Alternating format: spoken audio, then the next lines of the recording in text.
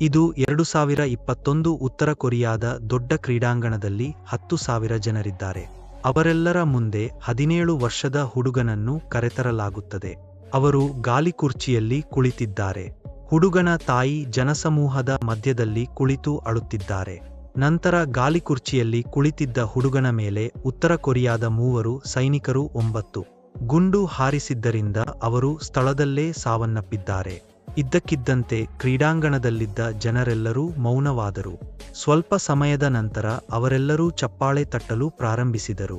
ಹುಡುಗನ ತಾಯಿ ಕೂಡ ಅಳುತ್ತಿದ್ದರು ಮತ್ತು ಚಪ್ಪಾಳೆ ತಟ್ಟಿದರು. ಇದು ವಿಶ್ವದ ವಿಚಿತ್ರ ದೇಶ. ಈ ದೇಶದಲ್ಲಿ ಜನರಿಗೆ ಮರಣದಂಡನೆ ವಿಧಿಸುವುದು ತುಂಬಾ ಸಾಮಾನ್ಯವಾಗಿದೆ. ಉತ್ತರ ಕೊರಿಯಾ, ರಷ್ಯಾ, ಚೀನಾ ಮತ್ತು ದಕ್ಷಿಣ ಕೊರಿಯಾದ ಗಡಿಯಲ್ಲಿ 3 ದೇಶಗಳಿವೆ. ಉತ್ತರ ಕೊರಿಯಾದ ಜನರು ಉತ್ತರ ಕೊರಿಯಾದಿಂದ ತಪ್ಪಿಸಿಕೊಳ್ಳಲು ಅನೇಕ ಬಾರಿ ಪ್ರಯತ್ನಿಸಿದ್ದಾರೆ. 2017ರಲ್ಲಿ 24 ವರ್ಷದ ಮಹಿಳೆ ತನ್ನ ಮಗನೊಂದಿಗೆ ಉತ್ತರ ಕೊರಿಯಾದಿಂದ ತಪ್ಪಿಸಿಕೊಂಡು ಚೀನಾದ ಗಡಿಯನ್ನು ತಲುಪಿದಳು. ಉತ್ತರ ಕೊರಿಯಾದಲ್ಲಿ ನರಕವನ್ನು ಎದುರಿಸುವ ಬದಲು ಅವಳು ಓಡಿಹೋಗಲು ಮತ್ತು ಸ್ವತಂತ್ರ ಜೀವನವನ್ನು ನಡೆಸಲು ಬಯಸಿದ್ದಳು. ಆದರೆ ಅವಳು ಚೀನಾವನ್ನು ತಲುಪಿದ ನಂತರ ಚೀನಾದ ಅಧಿಕಾರಿಗಳು ಅವಳನ್ನು ಉತ್ತರ ಕೊರಿಯಾಕ್ಕೆ ಕಳುಹಿಸಿದರು. ಈ ಸುದ್ದಿ ತುಂಬಾ ಭಯಾನಕವಾಗಿದೆ. ಇತ್ತೀಚೆಗೆ ಉತ್ತರ ಕೊರಿಯಾದಿಂದ ಅವರು ಸುಮಾರು 200 ಜನರನ್ನು ಕೊಂದಿದ್ದಾರೆ ಮತ್ತು ಅವರಲ್ಲಿ ಹೆಚ್ಚಿನವರು ಯುವಕರು ಎಂಬ ಸುದ್ದಿ ಹೊರಬಂದಿದೆ. ಅವರು ಪಾಪ್ ಸಂಗೀತವನ್ನು ಕೇಳುವುದು ಮತ್ತು ವಿದೇಶಿ ಚಲನಚಿತ್ರಗಳನ್ನು ನೋಡುವುದು ತಪ್ಪು ಏನು ಎಂದು ಉತ್ತರ ಕೊರಿಯಾದ ನಾಯಕ ಕಿಮ್ ಪ್ರಕಾರ, ವಿದೇಶಿ ಚಲನಚಿತ್ರಗಳನ್ನು ನೋಡುವುದು ಮತ್ತು ವಿದೇಶಿ ಸಂಗೀತವನ್ನು ಕೇಳುವುದು ಕ್ಷಮಿಸಲಾಗದ ಅಪರಾಧ. ಇದು ಉತ್ತರ ಕೊರಿಯಾದ ನಾಗರಿಕತೆಯನ್ನು ನಾಶಪಡಿಸುತ್ತದೆ ಎಂದು ಕಿಮ್ ಭಾವಿಸಿದ್ದಾರೆ. ಉತ್ತರ ಕೊರಿಯಾದಿಂದ ತಪ್ಪಿಸಿಕೊಂಡ ಒಸೈ ಹಯೆಕ್ ಎಂಬ ವ್ಯಕ್ತಿ ಜನರನ್ನು ಕೊಂದ ನಂತರ ಅವರು ತಮ್ಮ ಶವಗಳನ್ನು ಮಾರುಕಟ್ಟೆಗಳಲ್ಲಿ ಅಥವಾ ಕ್ರೀಡಾಂಗಣದಲ್ಲಿ ಎಸೆಯುತ್ತಾರೆ ಎಂದು ಹೇಳಿದರು. ಜನರು ಆ ಶವಗಳನ್ನು ನೋಡಲು ತುಂಬಾ ಹೆದರುತ್ತಾರೆ. ಈ ಕಾರಣದಿಂದಾಗಿ ಅವರು ಕಿಮ್ ವಿರುದ್ಧ ಹೋಗುವ ಬಗ್ಗೆ ಯೋಚಿಸುವುದಿಲ್ಲ. ಇಲ್ಲದಿದ್ದರೆ ಶಿಕ್ಷೆ ಎಷ್ಟು ಕೆಟ್ಟದಾಗಿರುತ್ತದೆ ಎಂದು ನಿಮಗೆ ಅರ್ಥವಾಗುತ್ತದೆ. ಹೌದು, ಉತ್ತರ ಕೊರಿಯಾದ ನಾಯಕರನ್ನು ದೇವರಂತೆ ಪೂಜಿಸಲಾಗುತ್ತದೆ. ಅಲ್ಲಿ ಜನರು ಆ ನಾಯಕರನ್ನು ಮಾತ್ರವಲ್ಲದೆ ಅವರ ಫೋಟೋಗಳನ್ನು ಸಹ ಪೂಜಿಸುತ್ತಾರೆ. 2020ರಲ್ಲಿ ಅನ್ಸಂಗ್ ಪಟ್ಟಣದ ಮಹಿಳೆಯ ಮನೆಯಲ್ಲಿ ಬೆಂಕಿ ಕಾಣಿಸಿಕೊಂಡಿತು. ಮಹಿಳೆ ಹೇಗೋ ತನ್ನ ಮಗನನ್ನು ಉಳಿಸುವಲ್ಲಿ ಯಶಸ್ವಿಯಾದರು ಮತ್ತು ಎಲ್ಲಾ ಸುದ್ದಿ ವಾಹಿನಿಗಳು ಅವಳ ವಿರುದ್ಧ ಅನೇಕ ಸುದ್ದಿಗಳನ್ನು ಹರಡಿದವು.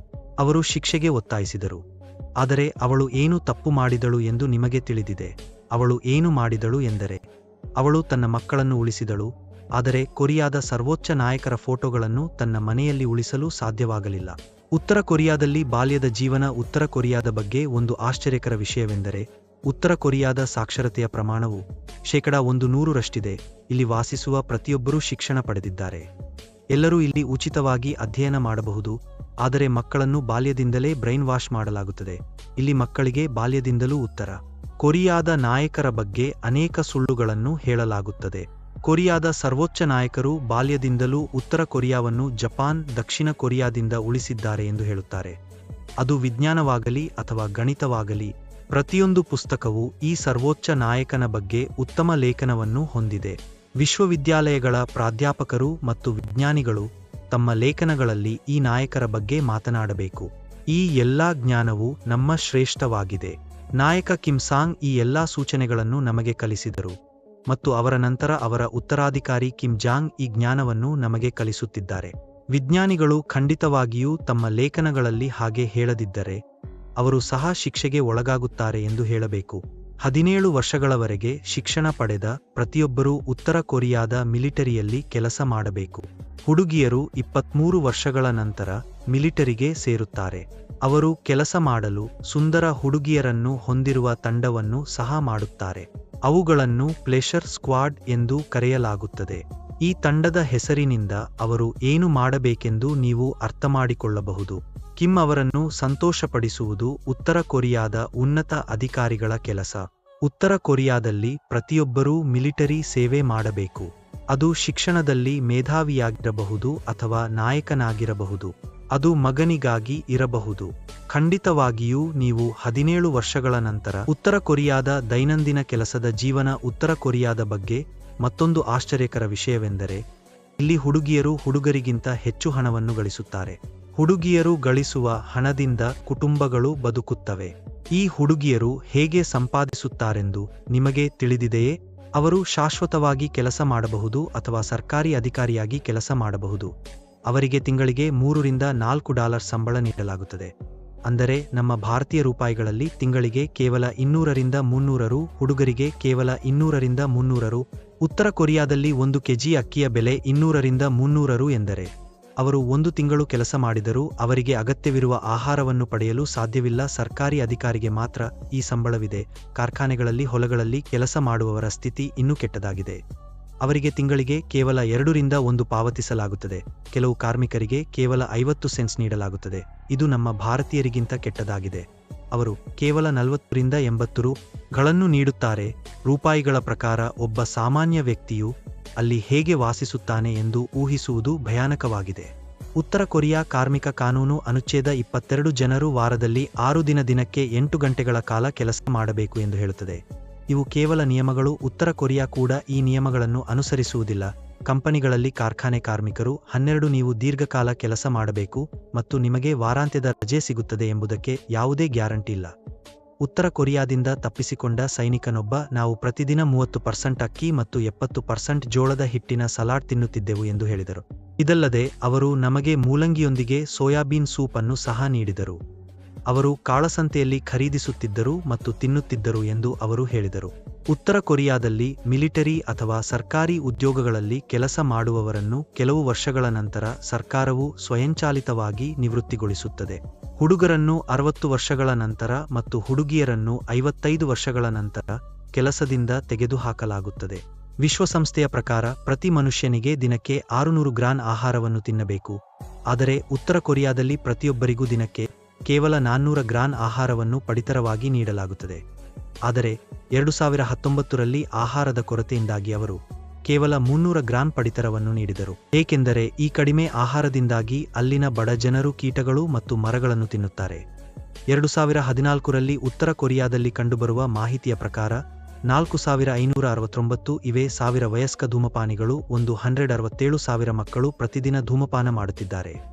ಉತ್ತರ ಕೊರಿಯಾದಲ್ಲಿ 45% ಹುಡುಗರು ಧೂಮಪಾನ ಮತ್ತು ಮದ್ಯಪಾನ ಮಾಡುತ್ತಿದ್ದಾರೆ. ಇದರ ಹಿಂದಿನ ಕಾರಣವೆಂದರೆ ಇವುಗಳ ಬೆಲೆ ತುಂಬಾ ಕಡಿಮೆ ಮತ್ತು ಇಲ್ಲಿ ವಾಸಿಸುವ ಜನರ ಸ್ಥಿತಿ. ಉತ್ತರ ಕೊರಿಯಾದಲ್ಲಿ ಸಾಕಷ್ಟು ತೊಂದರೆಗಳನ್ನು ಎದುರಿಸಬೇಕಾಗಿದೆ. 1 ಪ್ಯಾಕ್ ಸಿಗರೇಟಿನ ಬೆಲೆ $0.08. ಇದು ನಮ್ಮ ಭಾರತೀಯ ರೂಪಾಯಿಗಳಲ್ಲಿ 747 ಪೈಸೆ. ಹೆಚ್ಚಿನ ಚೀನಿ ಆಲ್ಕೋಹಾಲ್ ಇಲ್ಲಿ ಕಂಡುಬರುತ್ತದೆ. ಇದು ಅಗ್ಗದ ಮತ್ತು ತುಂಬಾ ಬಲವಾಗಿದೆ. ಇದು 38 ರಿಂದ 63% ಆಲ್ಕೋಹಾಲ್ ಅನ್ನು ಹೊಂದಿರುತ್ತದೆ. ಆದರೆ ಉತ್ತರ ಕೊರಿಯಾದ ಜನರು ಈ ಅಗ್ಗದ ಮದ್ಯವನ್ನು ಸಹ ಖರೀದಿಸಲು ಸಾಧ್ಯವಿಲ್ಲ.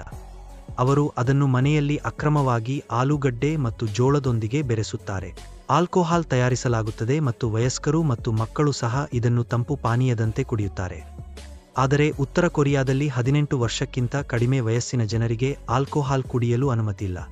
ಆದರೆ ಬಿಟಿಎಸ್ ಬ್ಲ್ಯಾಕ್ ಪಿಂಕ್ನಂತಹ ಪಾಪ್ ಹಾಡುಗಳನ್ನು ಕೇಳುವುದು ಅವರ ವಯಸ್ಸಿಗೆ ಮುಂಚಿತವಾಗಿ ಮದ್ಯಪಾನ ಮಾಡುವುದಕ್ಕಿಂತ ದೊಡ್ಡ ಅಪರಾಧವಾಗಿದೆ. ಕೊರಿಯನ್ ಜೈಲು ಶಿಬಿರಗಳು ಬಿಟಿಎಸ್ ಹಾಡುಗಳನ್ನು ಕೇಳುವುದು, ಅಮೆರಿಕನ್ ಚಲನಚಿತ್ರಗಳನ್ನು ನೋಡುವುದು, ತಪ್ಪಿಸಿಕೊಳ್ಳಲು ಪ್ರಯತ್ನಿಸುವುದು, ತನ್ನ ಮಕ್ಕಳನ್ನು ಉಳಿಸಲು ಸರ್ವೋಚ್ಚ ನಾಯಕರ ಫೋಟೋಗಳನ್ನು ಬೆಂಕಿಯಲ್ಲಿ ಬಿಡುವುದು. ಅವರಿಗೆ ಮರಣದಂಡನೆ ಸಿಗದಿದ್ದರೆ ಅವರು ಸಂತೋಷವಾಗಿದ್ದಾರೆ ಎಂದು ನೀವು ಭಾವಿಸಿದರೆ ನೀವು ತಪ್ಪು. ಏಕೆಂದರೆ ಆ ತಪ್ಪುಗಳನ್ನು ಮಾಡಿದ ನಂತರ ಅವರು ಪ್ರತ್ಯೇಕ ಪ್ರಸ್ತುತ ಶಿಬಿರಗಳಲ್ಲಿದ್ದಾರೆ ಎಂದು ವರದಿಯೊಂದು ತಿಳಿಸಿದೆ. ಉತ್ತರ ಕೊರಿಯಾದ ವಿವಿಧ ಶಿಬಿರಗಳಲ್ಲಿ 200 ರಿಂದ 500 ಕೈದಿಗಳಿದ್ದಾರೆ. ಅವರೆಲ್ಲರೂ ಬೆಳಿಗ್ಗೆ 5 ಗಂಟೆಯಿಂದ ರಾತ್ರಿ ಮಲಗುವವರೆಗೆ ಕೆಲಸ ಮಾಡಬೇಕು ಮತ್ತು ಅದರ ನಂತರವೂ ಅವರಿಗೆ ಸ್ವಲ್ಪ ಆಹಾರವನ್ನು ಮಾತ್ರ ನೀಡಲಾಗುತ್ತದೆ. ಪ್ರತಿ ವರ್ಷ ಈ ಜನರಲ್ಲಿ 40% ಜನರು ಅಪೌಷ್ಟಿಕತೆಯಿಂದ ಸಾಯುತ್ತಾರೆ. ಇಲ್ಲಿ ನಿಯಮಗಳು ಮತ್ತು ನಿಬಂಧನೆಗಳ ಕೊರತೆಯಿಂದಾಗಿ ಕಾವಲುಗಾರರು ಅನೇಕ ಮಹಿಳೆಯರು ಮತ್ತು ಮಕ್ಕಳಿಗೆ ಮಾನಸಿಕವಾಗಿ ಲೈಂಗಿಕ ಕಿರುಕುಳ ನೀಡುತ್ತಾರೆ. ತಪ್ಪಿಸಿಕೊಳ್ಳಲು ಬಯಸುವ ಜನರ ಬಗ್ಗೆ ನಿಮಗೆ ತಿಳಿದಿದ್ದರೆ ನೀವು ಅವರಿಗೆ ತಿಳಿಸದಿದ್ದರೂ ಅವರು ಖಂಡಿತವಾಗಿಯೂ ನಿಮ್ಮನ್ನು ಕೊಲ್ಲುತ್ತಾರೆ. ಅವನಿಗೆ ಪ್ರಪಂಚದ ಬಗ್ಗೆ ಗೊತ್ತಿಲ್ಲ. ಉತ್ತರವನ್ನು ಹೊರತುಪಡಿಸಿ ಬೇರೆ ದೇಶವಿದೆ ಎಂದು ಅವನಿಗೆ ತಿಳಿದಿಲ್ಲ. ಅವನಿಗೆ ಹಸಿವಿನ ನೋವು ಮಾತ್ರ ತಿಳಿದಿದೆ. ಅವರ ಪ್ರಕಾರ ಶಿಬಿರಗಳಲ್ಲಿನ ಜನರಿಗೆ ಪ್ರೀತಿ, ವಾತ್ಸಲ್ಯ ಮತ್ತು ಕುಟುಂಬ ಎಂದರೇನು ಎಂದು ತಿಳಿದಿಲ್ಲ. ಒಮ್ಮೆ ಅವನ ಕಣ್ಣ ಮುಂದೆ ಒಬ್ಬ ಹುಡುಗಿಯನ್ನು ಬೆನ್ನಿಗೆ ಬಲವಾಗಿ ಹೊಡೆಯಲಾಯಿತು. ಆಹಾರವನ್ನು ಕದಿಯುವುದು ಹುಡುಗಿಯ ತಪ್ಪು. ಅವರು ಅದನ್ನು ಮಾಡುವುದನ್ನು ನೋಡಿದಾಗ ನನಗೆ ಏನೂ ಅನಿಸಲಿಲ್ಲ ಎಂದು ಹ್ಯುಕ್ ಹೇಳುತ್ತಾರೆ. ಒಮ್ಮೆ ಅವರು ನನ್ನ ತಾಯಿ ಮತ್ತು ಸಹೋದರನನ್ನು ಹೊರಗೆ ಕರೆದೊಯ್ದು ನನ್ನ ಕಣ್ಣ ಮುಂದೆಯೇ ಇಬ್ಬರನ್ನು ಕೊಂದರು. ಆಗಲೂ ನನಗೆ ಏನೂ ಅನಿಸಲಿಲ್ಲ. ಅವರು ನಿಯಮಗಳನ್ನು ಅನುಸರಿಸದ ಕಾರಣ ಅವರಿಗೆ ಶಿಕ್ಷೆ ವಿಧಿಸಲಾಗಿದೆ ಎಂದು ನನಗೆ ತಿಳಿದಿದೆ. ಅನೇಕ ಜನರು ಉಳಿಯಲು ಮಕ್ಕಳನ್ನು ಹೊಂದುತ್ತಲೇ ಇದ್ದಾರೆ. ಈ ಶಿಬಿರವನ್ನು ನಿರ್ವಹಿಸುವ ದೇವರುಗಳು ಮಾತ್ರ ಇದನ್ನು ನೋಡಿಕೊಳ್ಳಬೇಕು. ಕೈದಿಗಳು ತಮ್ಮ ಮದುವೆಗೆ ತಮ್ಮ ನೆಚ್ಚಿನ ಜನರನ್ನು ಆಯ್ಕೆ ಮಾಡುವ ಹಕ್ಕನ್ನು ಸಹ ಹೊಂದಿಲ್ಲ. ನೀವು ಅದರ ಬಗ್ಗೆ ಮಾತನಾಡಿದರೆ, ಸರ್ಕಾರವು ನಿಮಗೆ $6 ರಿಂದ $7 ಬಹುಮಾನವನ್ನು ನೀಡುವುದಾಗಿ ಘೋಷಿಸಿದೆ. ಇದು ಉತ್ತರ ಕೊರಿಯಾದ ಜನರಿಗೆ ದೊಡ್ಡ ಬಹುಮಾನವಾಗಿದೆ. ಹಾಗಾದರೆ ಉತ್ತರ ಕೊರಿಯಾದ ಜನರು ಏನು ಮಾಡಿದ್ದಾರೆ ಎಂದು ನೀವು ಭಾವಿಸುತ್ತೀರಿ? ಉತ್ತರ ಕೊರಿಯಾದ ಜನರು ಯಾವುದೇ ಕಾನೂನುಬಾಹಿರ ಚಟುವಟಿಕೆಗಳನ್ನು ವರದಿ ಮಾಡಿಲ್ಲ. ಇದರರ್ಥ ಅವರ ಪ್ರದೇಶಗಳಲ್ಲಿ ಯಾವುದೇ ಕಾನೂನುಬಾಹಿರ ಚಟುವಟಿಕೆಗಳಿಲ್ಲ ಎಂದಲ್ಲ. ಅವರು ಕಾನೂನುಬಾಹಿರ ಚಟುವಟಿಕೆಗಳಲ್ಲಿ ತೊಡಗಿದ್ದಾರೆ. ಅವರು ಅದನ್ನು ಮಾಡದಿದ್ದರೆ ಅವರು ತಮ್ಮ ಹೊಟ್ಟೆಯನ್ನು ತಿನ್ನಲು ಸಾಧ್ಯವಿಲ್ಲ. ಅವರು ತಮ್ಮ ಕುಟುಂಬವನ್ನು ನೋಡಿಕೊಳ್ಳಲು ಸಹ ಸಾಧ್ಯವಿಲ್ಲ. ಪ್ರತಿಯೊಬ್ಬರೂ ಕೆಲವು ಕಾನೂನುಬಾಹಿರ ಚಟುವಟಿಕೆಗಳಲ್ಲಿ ಭಾಗಿಯಾಗಿದ್ದಾರೆ. ಈ ಕಾರಣಕ್ಕಾಗಿ ಯಾವುದೇ ಕಾನೂನುಬಾಹಿರ ಚಟುವಟಿಕೆಯ ಬಗ್ಗೆ ಯಾರೂ ಬಹಿರಂಗಪಡಿಸಿಲ್ಲ.